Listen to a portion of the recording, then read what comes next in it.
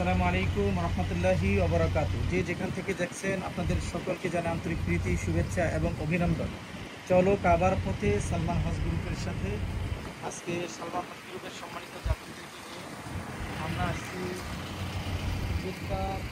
আরব সাগর এবং হযরতে হাওয়া আলাইহিস সালাতু ওয়াস সালামের কবর মোবারক যেখানে রয়েছেন, এবং মক্কাতে যে সমস্ত লোকদেরকে সাজাপ্রাপ্ত দিলে আমরা সাজা দেওয়া হয়, বোতল করা হয়, সেই জায়গা সেই মসজিদটিতেই আমরা আসছি। এটার স্বাভাবিক বর্ণনা আমরা শুনবো। আমাদের বর্ণনা পেশ করছেন কোম্পানির সম্মানিত পরিচালক আলহাজ মাওলানা মোহাম্মদ ইসরাফিল আলম। জি হযরত, আপনি বলেন এই মসজিদের সংক্ষিপ্ত বর্ণনা। আসসালামু আলাইকুম রহমতুল্লাহি ওয়া বারাকাতুহু। এটা হলো সৌদি আরবের একটা ঐতিহাসিক মসজিদ। এটার নাম হলো মসজিদে কেসাস। মসজিদের নাম কেসাস এই জন্য রাখা হয়েছে যে সৌদি আরবে এখনও ইসলামিক আইন বাস্তবায়িত হয়।